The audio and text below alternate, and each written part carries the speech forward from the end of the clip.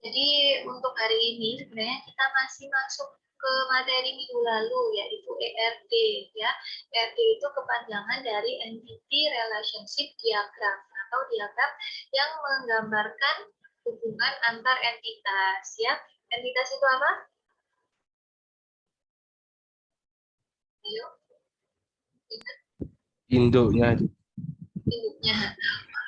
Ya, informasi atau objek ya, objek yang akan kita buat informasinya itu entity. Kemudian ada atribut. Atribut itu apa?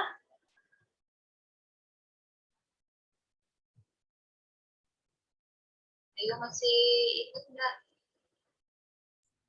Yang ya siapa? Ciri yang mendeskripsikan entitas. Betul ya. Jadi yang mendeskripsikan entitas, yang menjelaskan lebih detail tentang entitas itu adalah atribut. Dan kemudian antar entitas itu nanti akan ada hubungan yang kita namakan relasi.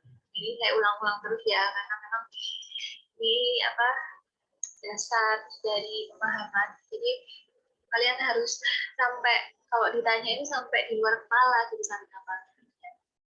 Nah, hari ini kita sebenarnya masih melanjutkan ERD ya.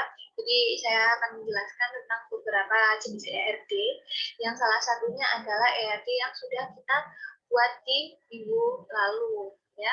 Selain itu juga akan saya jelaskan sedikit mengenai pemodelan data. Jadi ada pemodelan yang namanya top down sama bottom up. Ya, apa sih itu maksudnya? Nanti aku jelaskan. Jadi seperti yang sudah kalian tahu di minggu lalu, ya kita ketika mau membuat suatu database itu akan susah kalau langsung menerapkan di MySQL gitu kan. Agar kita bisa membuat penerapan dengan benar, mungkin kita bisa langsung menerapkan, tapi bisa jadi logikanya salah, atau mungkin ada beberapa informasi yang hilang, atau mungkin ada informasi yang tertumpuk gitu kan. Nah, agar semua informasi yang kita butuhkan nanti itu bisa dibuat dengan bagus, dengan terstruktur ya, kita butuh melakukan pemodelan data dulu. Atau bahasa Inggrisnya itu data modeling. Ya, apa sih pemodelan data atau data modeling ya? Ya di sini sudah bisa kalian baca, yaitu proses pembuatan model data atau data model untuk sebuah sistem informasi yang melibatkan teknik-teknik formal tertentu. Jadi semua proses tahap-tahap yang kita butuhkan untuk memodelkan suatu data atau mendesain suatu data itu disebut data modeling. Nah, biasanya data modeling itu tergantung studi kasus ya. Ini juga saya bolak-balik ulang ya. Karena untuk studi kasus yang berbeda, bisa jadi datanya juga beda ya. Atau di sini untuk sebuah sistem informasi. Jadi misalkan saya mau bikin perpustakaan, data untuk perpustakaan. Nah, sekarang kalau saya mau bikin perpustakaan harus ada studi kasusnya dulu ya. Kalau saya bikin perpustakaan di Polinema, data untuk perpustakaan Polinema pasti nanti ada data seperti dosen, gitu kan, mahasiswa, nanti yang minjemkan mahasiswa, dosen, gitu ya. Tapi kalau saya bikin perpustakaan umum, misalkan perpustakaan Kota Malang, nah, pasti akan beda datanya. Anggotanya berbeda, siapa yang boleh minjem berbeda. Nah, jadi walaupun sama-sama perpustakaan, untuk studi kasus yang berbeda, bisa jadi pemodelan datanya itu berbeda ya.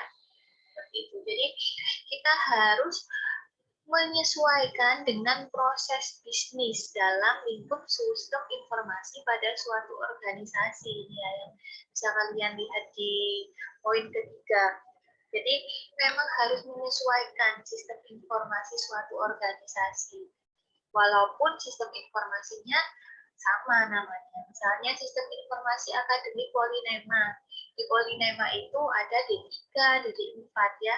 Akan mungkin berbeda dengan sistem informasi universitas. Kenapa? Akademiknya universitas itu biasanya bisa pilih mata kuliah, sedangkan kalau di Politeknik itu kan kalian sistemnya paket. Ya, nanti yang ke kamar mandi saya akan ya. Jadi seperti itu. karena memang harus menyesuaikan organisasi. Nah, jadi tujuan data modeling ini ngapain? Untuk mengubah persyaratan-persyaratan data pengguna menjadi basis data yang sesungguhnya. Jadi studi kasus yang ada tadi itu dimodelkan atau dibentuk menjadi suatu data yang memang nanti bisa diimplementasikan sesuai dengan kebutuhan setiap studi kasus. Ya. Jadi tujuannya ya ini biar benar dan tepat sesuai persyaratan organisasi yang kita menggunakan. Nah, hasilnya nanti akan disebut model data atau data model. Nah, kalau kalian kemarin sudah bikin ERD, jadi sebenarnya ERD itu ya model data atau data model ya. Yang benar bahasa Inggrisnya data model ya, kalau bahasa Indonesianya model data. Jadi kemarin waktu kita bikin ERD itu ya kita sudah masuk pemodelan data, di mana di situ ada desain dari data yang nanti bisa kita terapkan database-nya, basis datanya di suatu organisasi. Nah ini contoh gampang ya, ada mobil, ada pemilik. Biasanya kalau ada data mobil, ada data pemiliknya ya, kecuali mobilnya belum dijual, gitu kan, masih di toko. Nah, kalau misalnya ada data seperti ini, kita bisa menghubungkan keduanya menggunakan relasi. Di sini ada relasi dimiliki. Jadi ini menunjukkan bahwa mobil, data suatu mobil ya yang warnanya putih tahun 2007 itu dimiliki oleh Muhammad Ali, pekerjaannya dosen. Ini sangat sederhana ya ini contohnya. Nah, jenis model data ini sangat banyak sekali. Ya. Jadi ada beberapa tingkatan dalam pemodelan data. Yang paling biasanya paling tinggi ya, paling tinggi itu yang ketiga ini, physical data model. Jadi kalau misalnya kalian lihat di MySQL ya, di MySQL yang pada praktik 1 itu kelihatan waktu lihat desainer itu dia adalah physical data model. Jadi kalau physical ya sudah mirip sekali dengan apa yang ada di database di MySQL atau misalnya kalian pakai Oracle. Nah itu adalah physical sesuai fisik yang akan kita terapkan. Ya.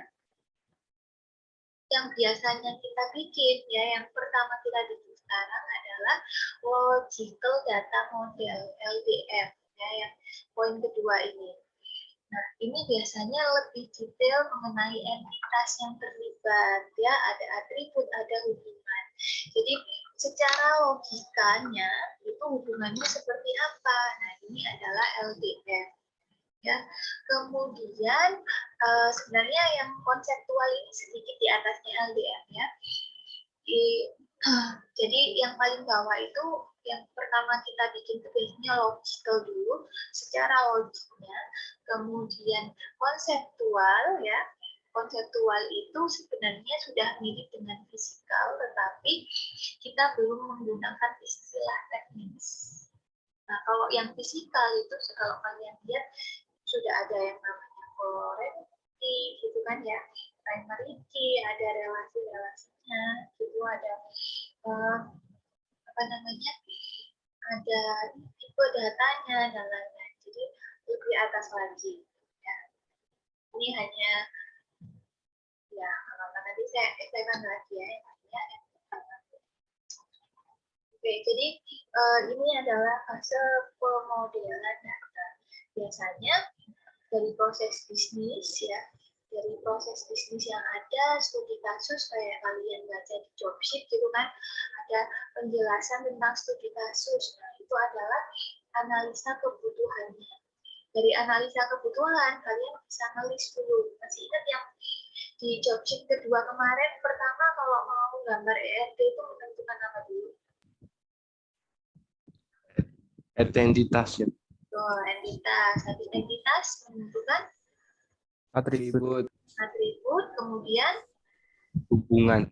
hubungan ya, relasinya. Nah, jadi daftar persyaratan di sini ya yang kita buat di sini adalah ya tadi itu menentukan pertama entitasnya apa dulu, atributnya apa, relasinya apa. Nah, sehingga dari kita tahu tersebut kita bisa menghasilkan perancangan yang ada di sini nanti ya. Baik perancangan konseptual atau perancangan logis. Tapi ini kalau di sini gambarnya konseptual dulu, tapi kalau kita bisa langsung yang logis ya pakai ERD. Jadi ya di situ. Nah, kemudian kalau misalnya sudah, jadi memang ERD sama ERD itu logis ya, sama konseptual itu nggak jauh beda sebenarnya. Hanya konseptual ini nanti akan ada nggak sedetail loh perancangan logis kayak gambarnya nggak sebesar yang seperti ini. Nah, kemudian ini namanya DBMS independen. Jadi ketika kita bikin ERD, kita bikin konseptual atau CDM ya, ini itu masih terpisah dari DBMS. Sehingga kalau misalnya saya mau pakai MySQL, saya mau pakai Oracle, saya mau pakai SQL Server, gambar ERD-nya itu pasti sama. Nggak bakalan ada bedanya ya antara satu DBMS dengan DBMS yang lain. ERD-nya pasti sama persis. Jadi yang di sini masih terpisah ya, tidak bergantung dengan DBMS. Nah, ketika kita mengubahnya menjadi perancangan fisik ya, barulah ini DBMS dependent atau sesuai dengan DBMS-nya. Jadi kalau saya mau bikin pakai MySQL, bisa jadi nanti pengkodeannya atau apa namanya kayak nama tipe datanya akan disesuaikan dengan yang ada di MySQL ya. Jadi untuk DBMS yang berbeda bisa jadi gambarnya PDM ya di sini berbeda. Nah, sampai sini ada pertanyaan? Belum. Belum ya? Oke, saya lanjutkan. Nah, untuk memodelkan data itu ada dua cara ya, top down ya, sama bottom up. Jadi kalau top down itu dari umum ke spesifik untuk membuat model data pada sistem yang sama sekali baru. Jadi untuk sistem yang baru ya biasanya kita pakai top down. Kayak kemarin kalian bikin ERD ya, itu kan kalian kan nggak punya gambaran gambar ERD-nya sama sekali ya. Jadi kalian benar-benar bikin ERD dari nol. Nah, itu berarti top down. Cara kerjanya ya, pengguna memberikan gambaran umum sistem dan data apa saja yang perlu disimpan. Ya, jadi kita baca studi kasusnya, gitu kan? Dari studi kasus yang ada, dari soal yang ada itu, kalian detailkan, kalian analisis, baru nanti menggambar ERD-nya. Nah, ini adalah top down. Jadi yang kemarin sudah kita lakukan adalah top down. Karena kita dapatnya cuma penjelasan studi kasus ya tanpa ada contoh ERD yang sudah ada. Sedangkan kalau bottom up itu kita sudah punya ERD yang sudah ada. Jadi misalkan kalian ya nanti di perusahaan ya sudah ada sistem informasi kepegawaian misalkan.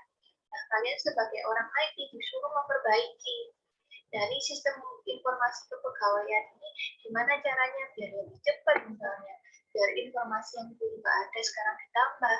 Jadi kalian sudah diberi contoh, oh ini ERD-nya yang lama, ini gambar database-nya yang lama, silakan diperbaiki. Nah, itu adalah top down. Jadi memang sudah ada sistem, mohon maaf, itu bottom up ya. Jadi kalau yang bottom up, sudah ada sistemnya. Sudah jalan mungkin ya.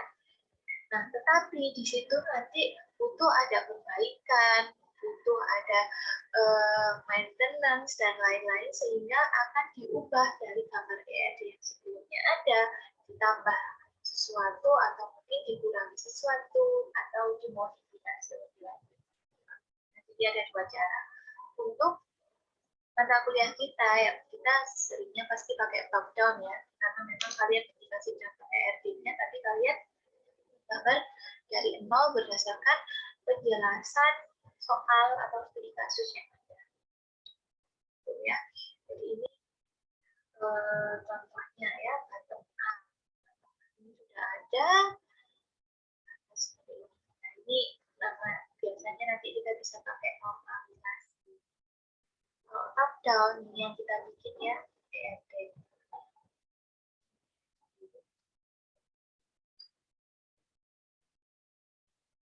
Oke, jadi ini penggunaan normalisasi pada bottom up. Mungkin nggak saya jelaskan ya, daripada nanti kalian bingung, karena memang nanti akan ada materi sendiri tentang normalisasi ya, mungkin asal tahu aja nanti ada penjelasan tentang normalisasi. Jadi sudah ada tabel-tabelnya, kita buat agar tabel-tabel tersebut atau database yang sudah ada tersebut menjadi database yang efisien, ya, yang kerjanya cepat, yang nggak akan ada data-data menumpuk. Itu adalah normalisasi. Nah, sekarang yang kita bahas hari ini, minggu lalu itu masih yang top down, pakai ERD. Ya.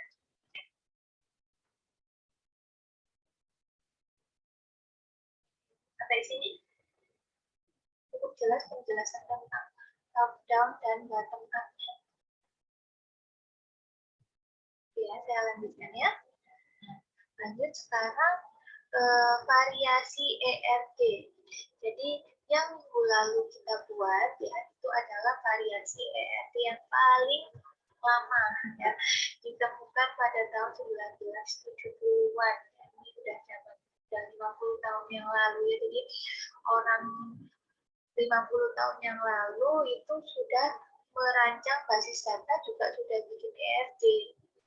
Sampai sekarang pun juga masih bisa dipakai ERD. Jadi ini penemuan yang cukup bagus ya, karena sudah dalam 50 tahun masih tetap bisa dipakai. Nah, ini diusulkan oleh Peter Chen pada 1970. Sehingga ya, biasanya kalau ERD yang kayak minggu lalu gitu ya, yang ada kayak balon-balon buder-budernya, itu kita sebut dengan ERD versi Chen ya. Chen, karena ya itu yang bikin adalah Peter Chen. Ya. Nah, ini ada banyak sebenarnya pilihannya. Ada Benchmark Notation, Barker, Express. Ya, yang akan kita pelajari di kelas ini cuma yang Peter Chen sama yang Martin. Yang lain bisa kalian pelajari sendiri ya, atau dua itu pun sebenarnya sudah cukup, karena kebanyakan perusahaan saat ini banyak yang pakai Peter Chen atau yang Martin. Cukup dua itu. Nah, ini yang minggu lalu ya. Entitas itu kata, kemudian kalau with entity atau entitas lemah itu garisnya menjadi double. Atribut itu elips ya, tetapi ada beberapa pilihan ya. Kalau misalnya single atribut atau atribut biasa saja itu ya cuma sederhana aja, elips biasa. Ketika dia key ya, atribut key yang menjadi pembeda akan ada garis bawah di nama atributnya. Ketika dia multi value akan ada dua garis double. Masih ingat yang multi value contohnya apa? Hobi, Bu. Gelar. Benar, gelar. Masih ingat ya berarti ya. Ketika satu datanya itu bisa berisi banyak informasi seperti hobi, gelar, itu namanya multi value. Kemudian ada atribut komposit yang bisa dibagi-bagi lagi menjadi atribut lebih kecil. Masih ingat? Contohnya? Alamat. Alamat. Benar, apa lagi? Nama, mungkin ya, yang seringnya nama depan, nama belakang. Itu atribut komposit bisa dibagi. Kemudian ada juga derivatif yang merupakan turunan. Kemarin contohnya adalah umur, ya, misalkan umur. Atau kalau misalkan ada transaksi pembelian, total transaksinya itu kan bisa kan ya dihitung dari yang lain. Itu contohnya dari Fadil. Nah ini kemarin yang hubungannya itu pakai ini ya, apa ini namanya? Jajar genjang. Belah ketupat ya, belah ketupat atau diamond ya, relationship-nya atau hubungannya. Nah, ketika kita mau menghubungkan entitas satu dengan entitas yang lain, kita akan memberikan garis kan antara entitas ke relasi, kemudian relasi ke entitas. Ada yang garis satu itu participation constraint atau partisipasi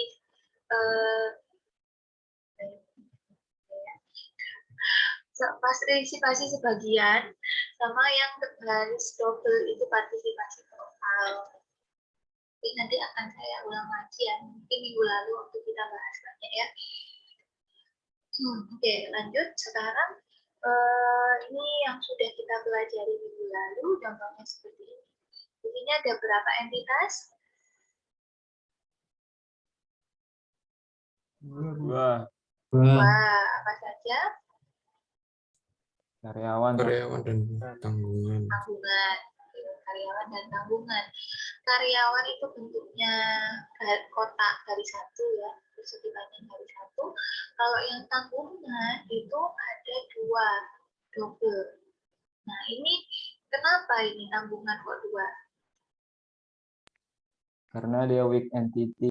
Karena dia weak entity ya, ini ya, bisa dibaca di sini sudah ada. Weak entity atau entitas lemah. Jadi misalkan ini ada ya, jika karyawan yang menanggung dihapus dari tabel, maka tanggungan juga harus dihapus. Atau jika memang nggak ada karyawannya, nggak mungkin kan ujuk-ujuk ada data tanggungan ya. Jadi data tanggungan ini baru akan ada jika memang ada data karyawannya. Ada data tanggungannya Bu Wilda. Bisa ada tanggungannya Bu Wilda karena ada karyawan tanggungannya Wilda gitu kan. Kalau karyawannya di data karyawan nggak ada nama karyawan Brahman, tapi di tanggungan ada tanggungannya Brahman, itu nggak mungkin kan ya. Jadi kalau ada tanggungannya Brahman berarti karyawannya harus ada yang namanya Brahman gitu kan. Nah itulah yang dimaksud weak entity. Jadi dia sangat bergantung dengan strong entity-nya. Jadi tanggungan ini sangat bergantung dengan data karyawan. Di sini ada beberapa atribut ya yang menjadi key atribut dari karyawan apa? NIP. NIP ya, yang lain ngerti juga ya, masih ngerti ya. NIP karena NIP-nya satu karyawan dengan yang lain pasti berbeda, nomor induk pegawainya pasti berbeda. Kalau tanggungan? Nama? Ya bisa jadi di nama. Ada yang lain mungkin?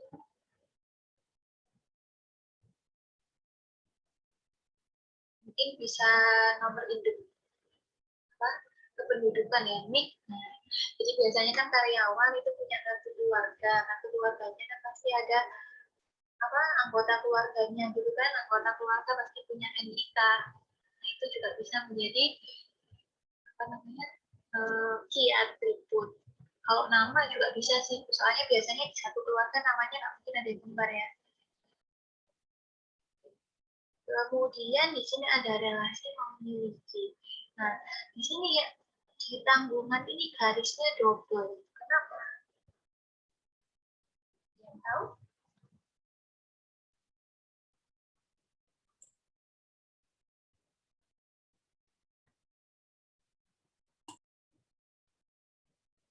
Yang tahu? Lupa? Karena memiliki karyawan, tapi semua karyawan tidak harus memiliki tanggungan. Oke, benar ya. Benar.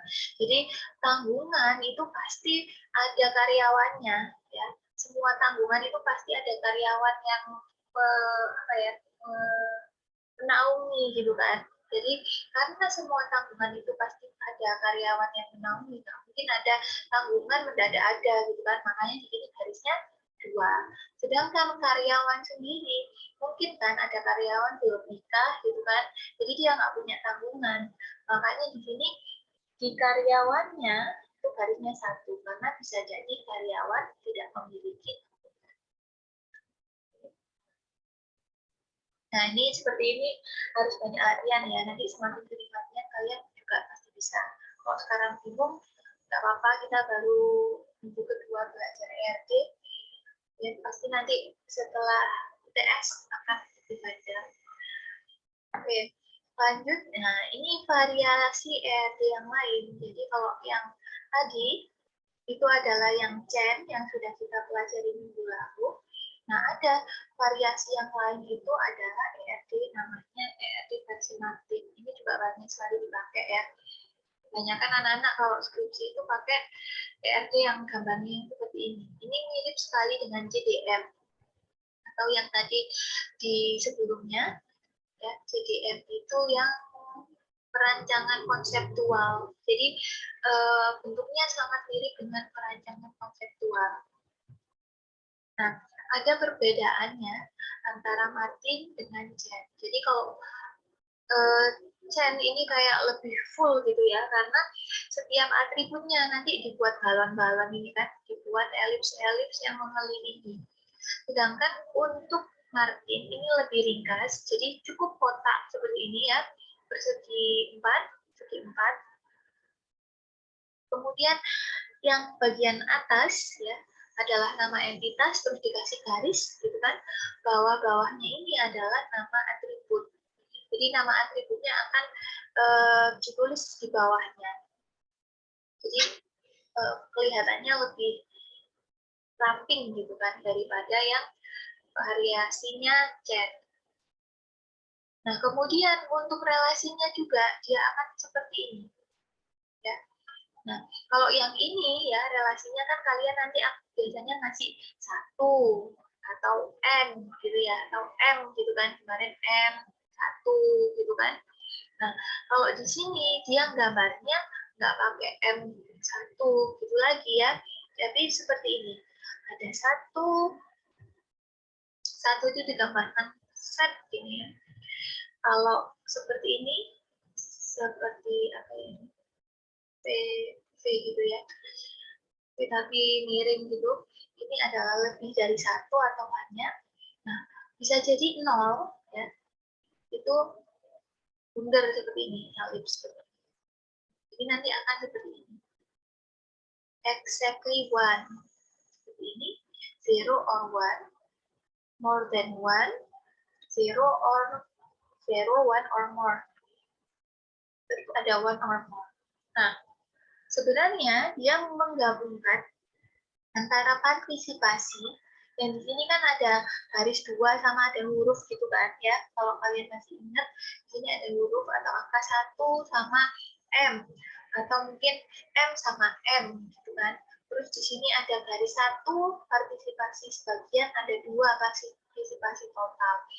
Kalau di sini kan menggambarkannya sendiri-sendiri ya. Garis 2 sama garis 1 itu partisipasinya, M sama 1 itu kardinalitasnya.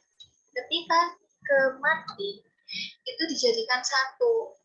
Jadi nggak ada lagi garis double gitu, yang ada lagi huruf 1 atau huruf M gitu, tapi langsung digambarkan seperti ini. Ya. Jadi itu. Nah, di sini exactly 1 berarti minimal 1, maksimal 1. Gampangannya gitu ya. Kalau 0 sama 1 minimal 0, maksimal 1. Kalau banyak ini ya berarti banyak ya. Memang banyak. Nggak ada minimalnya. Kemudian kalau seperti ini minimal 0, bisa 1, bisa banyak. Minimal 1 atau banyak. Nah, ini pasti kalian bingung. Ini saya kasih contoh. Ya. Nah, ini contoh relasi exactly 1. Satu record pada entitas A harus memiliki hubungan tepat satu record pada entitas B. Misalkan ya, A ini adalah rektor, B ini adalah universitas ya. Satu orang rektor itu boleh mengepalai berapa universitas? 1. Satu aja ya. Boleh boleh 0, ada rektor yang nggak mempelai universitas? Tidak. Nggak ada ya? Atau mungkin ada orang rektor yang mempelai banyak universitas? Nggak kan ya? Pasti ya cuma satu, nggak boleh 0, nggak boleh banyak. Karena pasti rektor ini cuma boleh mempelai satu aja, maka dia exactly one. Gambarnya adalah shred ya, satu, cuma boleh satu ya, minimal satu, maksimal satu, exactly one. Begitu juga sebaliknya, satu universitas boleh punya berapa rektor?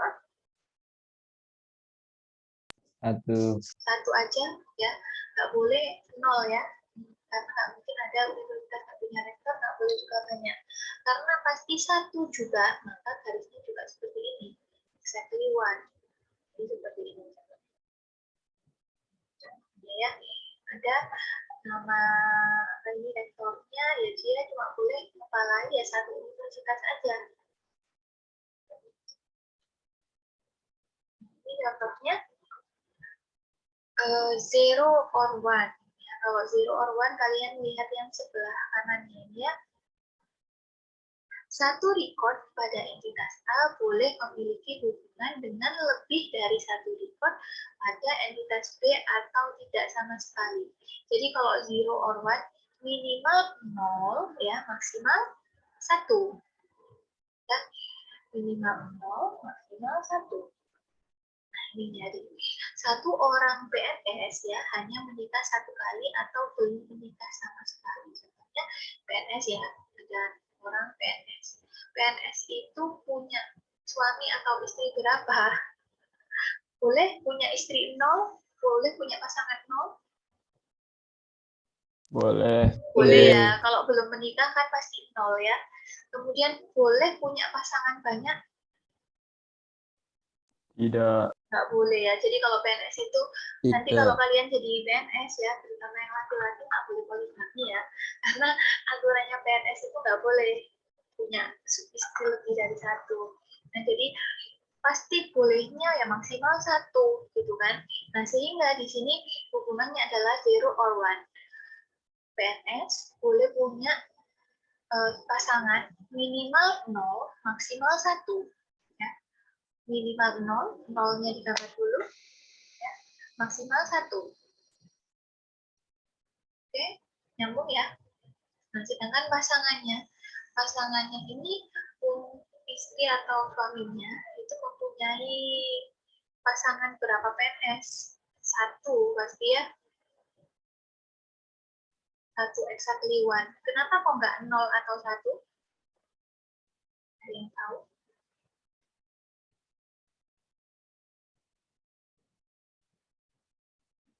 Ada yang tahu? Yang ini kok exactly 1. Oke, kalau ini saya jelaskan aja ya. Misalnya ini A, ini ya. Pak A punya istri Ibu B, gitu kan. Nah, Ibu B ini punya istri berapa PNS? Ya kan jadinya gitu kan. Satu aja kan. Nggak boleh lebih dari satu juga. Dan nggak mungkin 0. Kenapa nggak mungkin 0? Karena B ini baru bisa diisi kalau ada A kan. Ya kan? Ibu B ini baru akan dicatat kalau ada Pak A. Kalau Ibu B-nya mendadak muncul kan nggak mungkin, ya kan? Mendadak ada Ibu B padahal bukan istrinya siapa-siapa. Nah, oleh karena itu di sini hubungannya yang sebelah sini adalah exactly 1. Karena orang yang ditulis di sini pasti pasangannya itu ya cuma boleh satu PNS yang sudah tercatat di entitas A. Oke, yang di sini nyambung? Udah mulai pusing? Nyambung ini. Ya, nyambung ya. Oke, kita lanjutkan. Nah, ini tadi contohnya ya. Jadi ada pegawai Adi Cahyono. Ini nomor NIP 1 ya. Dia punya istri Fania Isabella. Kemudian ada istri Esterilita. Ini NIP-nya adalah Doni Kuntoro ya. Jadi istrinya ini ya pasti suaminya ya, cuma ada satu kan yang di sini. Sedangkan pegawai ini mungkin ada yang punya istri, mungkin ada yang tidak, ya kan? Di sini siapa yang nggak punya istri? Kalau berdasarkan Budi Budi dan Charlie ya. Charlie. Budi sama Charlie nggak punya pasangan, jadi nggak apa-apa. Nya 0 or 1. Budi sama Charlie tadi itu 0, untuk Adi sama Doni itu 1. Minimal 0, maksimalnya 1. Oke, ini saya lanjutkan. Kemudian ini relasi more than one. Ini fokus ke yang B ya. Satu record pada entitas A harus memiliki hubungan dengan lebih dari satu record pada entitas B. Satu orang calon karyawan disyaratkan harus memiliki 2 atau lebih keahlian. Ya. Jadi minimal berapa? Karyawan ini, A ini adalah karyawan, B adalah keahlian. Seorang karyawan minimal punya berapa keahlian? 2. Maksimalnya berapa? 2. Minimal 2, maksimal banyak ya, nggak Bebas. tahu. Karena minimalnya aja sudah lebih dari 1 ya, maka di sini nggak usah dikasih 1 atau 0 depannya. Jadi langsung banyak gitu kan. Sehingga di sini bisa dijelaskan bahwa seorang karyawan punya banyak keahlian. Jadi kalau banyak itu kayak garpu gitu kan, ada kaki ayam gitu kan. Ya, Adi Cahyono, Budi Santoso tadi yang cari nomor kandidat itu ya 1 berarti Adi ya, 2 berarti Budi gitu kan. Setiap orang ini harus punya lebih dari 1 keahlian. Di sini ada 2, ada 3 ya, ada 2. Oke, nyambung untuk more than one. Jelas? Jelas. Lanjut ke 0 or more ya. Nah, ini sedikit berbeda dengan yang more than one tadi. More than one kan langsung banyak ya. Karena minimalnya tadi dia 2. Nah, ketika minimalnya 0, boleh 0, maka dia bisa 0, 1 or more. Jadi depannya ini minimalnya 0, maksimalnya banyak. Contoh ya ini ya. Satu record pada entitas A dapat memiliki hubungan 1 atau lebih pada entitas B atau tidak. Pada sebuah sistem informasi toko, terdapat customer yang sudah pernah bertransaksi minimal 1 kali, lebih dari 1 kali, dan juga customer yang belum pernah bertransaksi. Jadi A ini adalah data customer-nya, B adalah data transaksi. Ya. Customer, apakah mungkin ada customer yang belum pernah transaksi, cuma daftar aja sebagai customer? Misalnya kalian punya Shopee, daftar dulu gitu ya, tapi belum bertransaksi sama sekali. Boleh apa enggak? Boleh. Boleh ya. Boleh. Jadi minimal boleh 0 transaksi ya. Maksimalnya berapa? Boleh bertransaksi customer-nya? Bebas. Banyak ya, bebas. Banyak banget, atau sampai berapa. Nah, jika seperti itu, maka hubungannya seperti ini, 0, paling depan 0, terus banyak ya.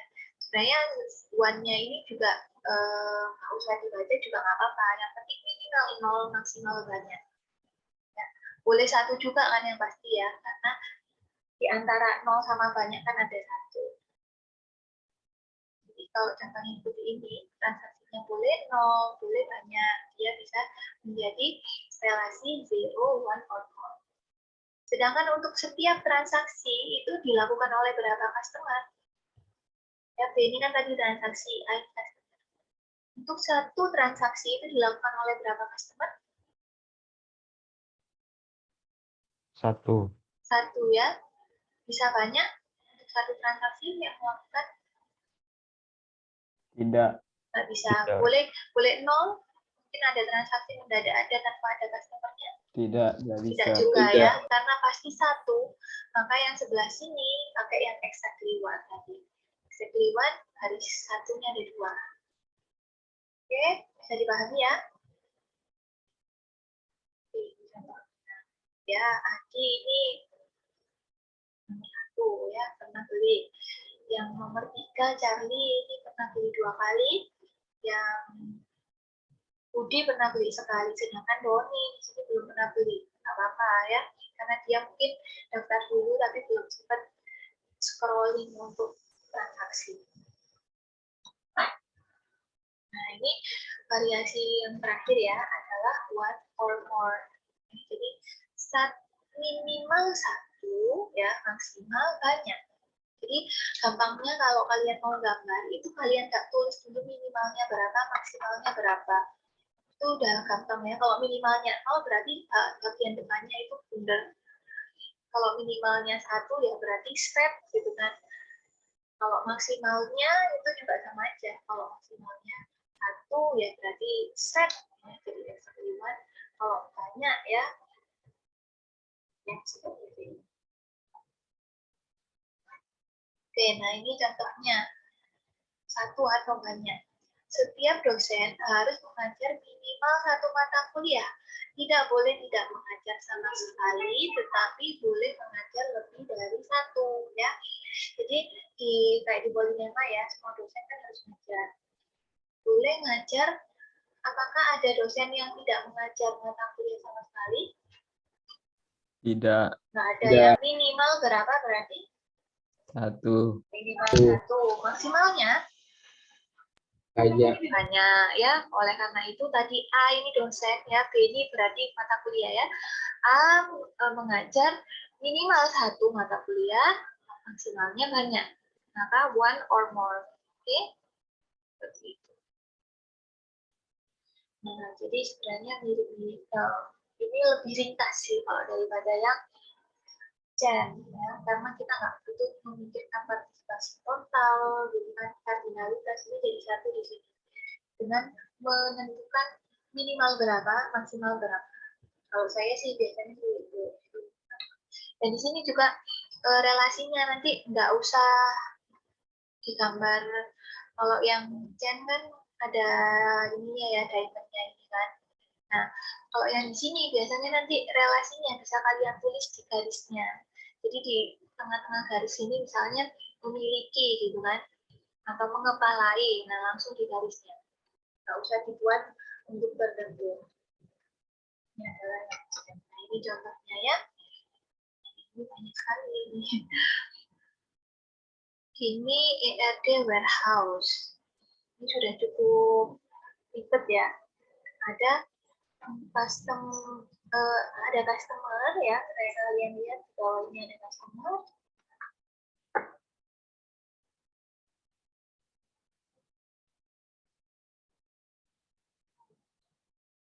Di sini ada customer ya. Kemudian customer ini dia punya customer call sama call type. Jadi ini kayaknya customer-nya itu bisa telepon gitu kan, telepon ke warehouse atau ke gudang. Customer-nya ini nanti teleponnya akan ditulis ya di sini ya, pernah telepon jam berapa ya, ID-nya berapa dan lain-lain. Kemudian ini tipe teleponnya. Saya kurang paham ya maksudnya apa. Mungkin ada yang telepon komplain atau mungkin teleponnya buat pesan dan lain-lain. Nah, di sini juga ada order ya. Jadi customer boleh melakukan pemesanan. Order. Kemudian ini ada item. Item itu barang ya. Di sini ada juga manufacturer atau pabriknya ya. Ada katalog, ada stok. Nah, ini cukup ribet ya. Mungkin saya jelaskan sedikit aja yang gampang dulu di sini ya. Relasinya. Kita lihat ini ya. Customer itu bisa melakukan berapa order, minimal berapa? Customer bisa melakukan berapa banyak pemesanan, mirip-mirip sama yang tadi. Minimal berapa? 0. Maksimalnya? Banyak. Banyak ya, makanya di sini kalian bisa lihat ya, 0 sama banyak ya. Itu. Jadi minimal 0, maksimal banyak. Kemudian untuk pemesanan, untuk order itu dilakukan oleh berapa customer? Minimal berapa customer? 1 aja ya, banyak mungkin, nggak mungkin ya, karena pasti 1, nggak bisa 0, nggak bisa banyak, maka di sini exactly one. sekarang yang item. Sekali pesan itu berapa banyak item? Minimal berapa? Minimal Kalian kalau satu. pesan minimal satu ya, nggak mungkin kalian melakukan pemesanan 0 barang, kan nggak mungkin. Minimal satu, maksimalnya Banyak. banyak. Makanya di sini bisa kalian lihat ya, minimal satu, maksimal banyak. Sekarang item. Item ini bisa dipesan di berapa order? 0. Mungkin ada item yang nggak pernah dipesan ya, jadi minimal 0 ya. Maksimalnya? 0. Maksimalnya banyak ya sebenarnya ya, banyak ya. Ini saya nggak tahu kenapa satu, harusnya banyak.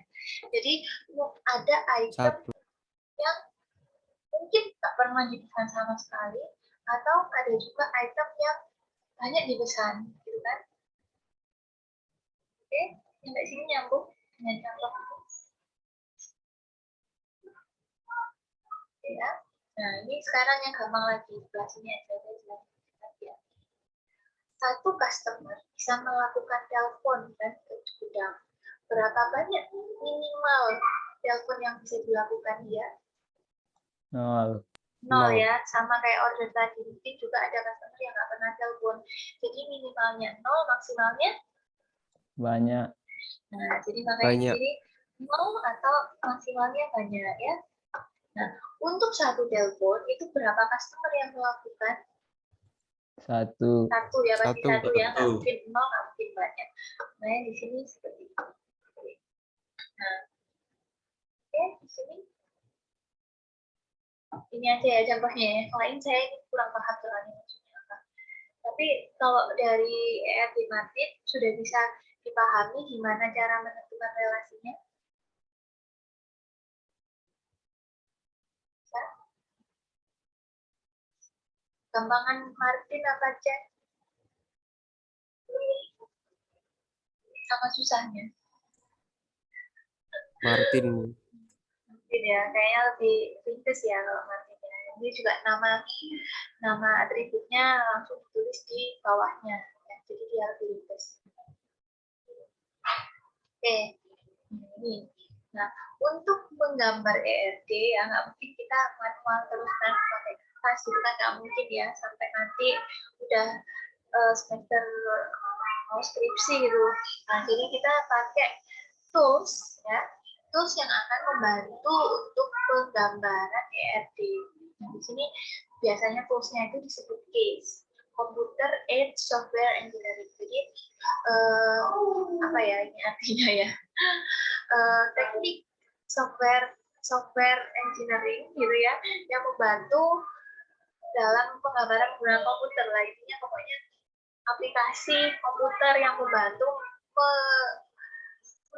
apa ya, membuat suatu sistem software engineering ya, perancangan sistem informasi. Di sini ada artinya ya, perangkat lunak atau tools yang digunakan dalam proses perancangan sistem informasi. Tidak ada alasan mutlak untuk memilih tools ya, jadi terserah saja kalian mau pakai tools apa ya. Yang penting kalian mudah pakainya, bisa di-download gitu kan, atau mungkin kalau bentuknya web juga kalian yang prefer nggak download juga boleh pakai yang web, yang penting bisa dipakai gitu kan. Nah, ini ada beberapa contoh yang kemarin saya contohkan itu yang Chen ya, pakai Tera ER ya, bukan ERD ya, Tera ER. Jadi sudah ada linknya, bisa kalian coba download di situ. Kita juga udah download ya, karena kemarin saya juga sempat mencontohkan.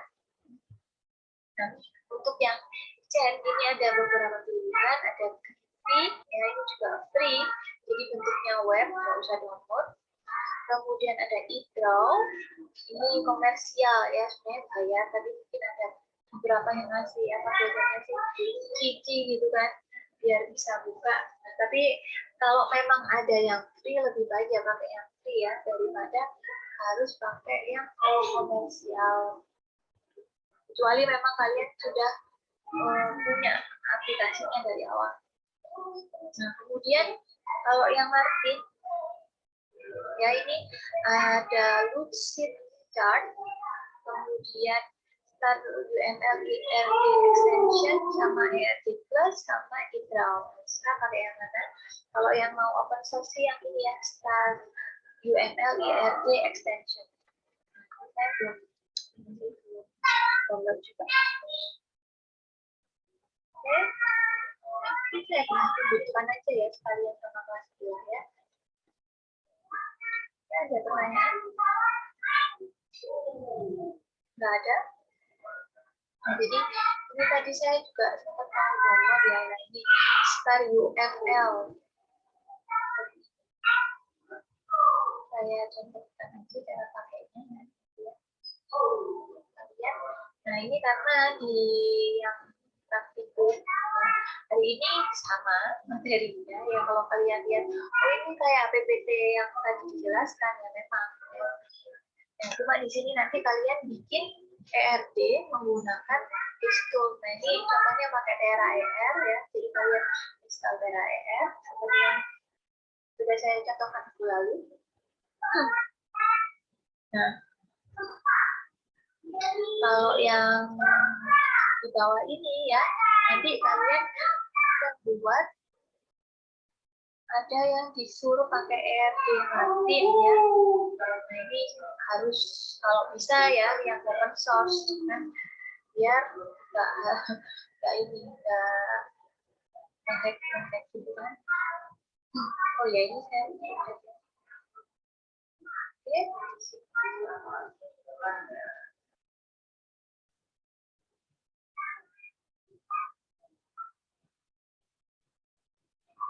Nah, jadi kalau yang minggu lalu sudah saya contohkan untuk membuat yang versi chat, sekarang saya jelaskan untuk membuat yang versi mati. Nah, dari sini aja ya contohnya ini. Latihan 1.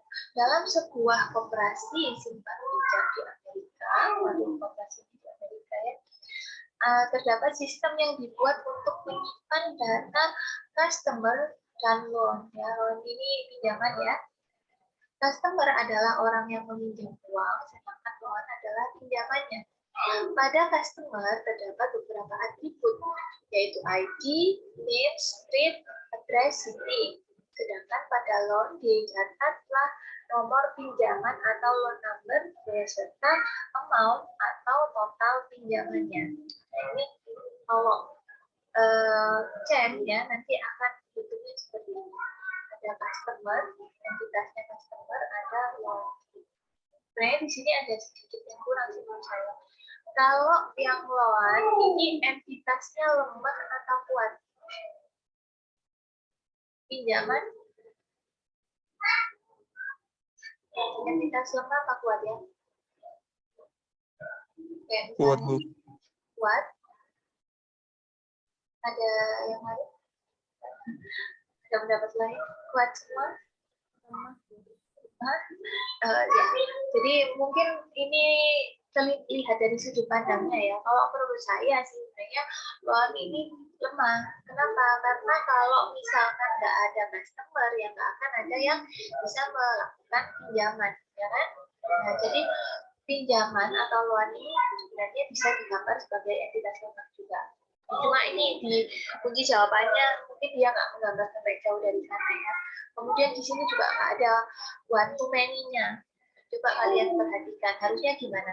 Customer bisa meminjam berapa banyak pinjaman? Berapa? Banyak. Banyak ya, berarti harusnya ada huruf M ya. M-nya di mana? Di dekat loan apa customer? Lawan, Bu. Loannya. Oke, jadi di sini harusnya ada M ya. Nah, kemudian pinjaman ini dilakukan oleh berapa customer? Satu aja. Oke, maka di sini satu ya. Nah, sekarang partisipasinya ini juga belum digambar ini. Satu customer ini melakukan jadi apakah ada customer yang tidak melakukan pinjaman ataukah semua customer pasti melakukan pinjaman?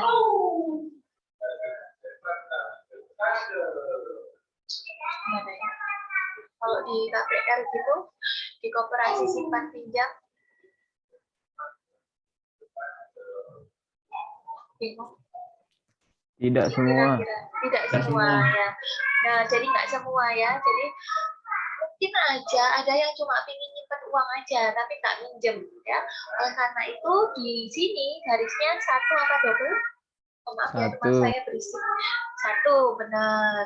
Nah, sekarang untuk loan atau pinjaman ya. Apakah semua loan itu dilakukan oleh customer atau ada loan yang mendadak ada tanpa ada customer yang meminjam?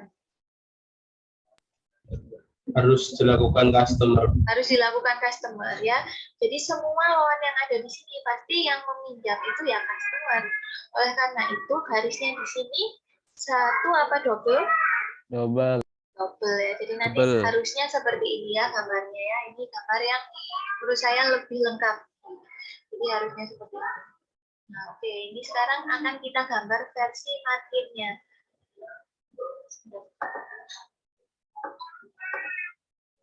Kita akan menggambar ini versi matin. Saya lagi.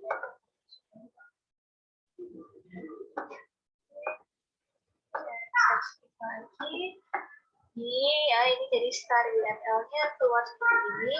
Mungkin keluarnya pertamanya unregister ya, nggak apa-apa karena ini kita masih pakai yang free ya. Dia sebenarnya juga bisa beli gitu kan. Tapi kita pakai yang free aja gitu kan. Oke, file new ya. Jadi di sini ada banyak pilihan, URL minimal, URL konvensional, for plus one view model. Nah, kita pakai yang data model. Ya, karena tadi kan mau bikin ERD kan, ERD data model. Jadi kalian jangan langsung bikin, tapi pilih yang data model. Nah, di sini nanti akan keluar seperti ini, ada entity ya, relasi, karena di sini atributnya ditulis di bawahnya, maka ada pilihan atribut. Nah, ini contohnya entitas. Tadi kita mau bikin yang ini, kalian bisa lihat kan ya? Saya buka. Bisa. Customer, berarti kita Bisa. tulis dulu nama entitasnya. Customer. Oke, sudah? Oke, kalau sudah, kita akan menambah atribut. Ya, atribut menambah atribut di sini kalian bisa lihat ada add column. Jadi kita add column. Nah, di bawahnya dia akan keluar seperti ini. Kolomnya apa saja tadi? Oh, kolomnya yang pertama adalah customer ID ya, yang digaris bawahi. Customer ID. Nah, customer ID ini tadi kan dia adalah key atribut ya. Ya kan? Key atribut karena ada garis bawahnya. Nah, kalau di sini untuk menambah key atribut kalian klik yang sebelah sini. Nah, ini dia akan menjadi key atribut. Selanjutnya kita akan nambah lagi, berarti di bawah ya. Selanjutnya adalah tadi customer name. Terus customer city, saya singkat aja ya. Customer city. Nah, jadi seperti ini.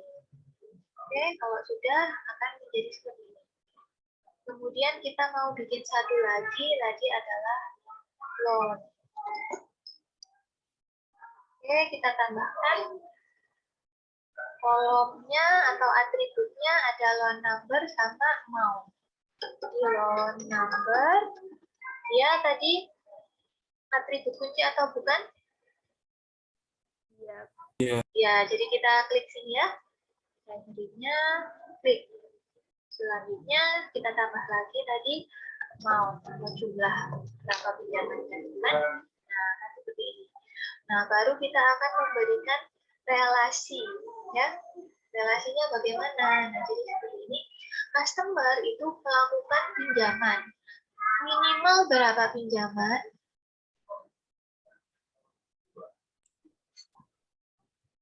Berapa pinjaman minimal? Nah, kita kan pakai margin, jadi pakai yang tadi, minimal maksimal. Minimal berapa pinjaman? 0. Maksimal? Banyak. Ya, berarti kalau nol sama banyak itu biasanya kita pilih yang ini ya, into one two.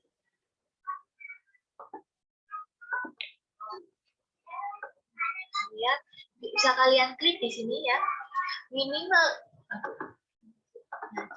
diklik di sininya. Ini di keluar seperti ini. Tadi minimal 0 maksimal 1 berarti udah benar ya. Terus sekarang pinjaman. Pinjaman ini dilakukan oleh berapa customer? Setiap data pinjaman itu dilakukan oleh berapa customer? 1. Satu aja ya, nggak mungkin ada 0, nggak mungkin banyak juga. Jadi exactly 1. Nah, udah benar ya. 1 and only 1. Nah, jadi gambarnya nanti akan seperti ini. Nah, di sini kalau mau memberikan nama ya, borrow, tadi apa ya? Borrow apa ya? Borrower. Ini bisa, tapi nggak dikasih pun biasanya nggak apa-apa.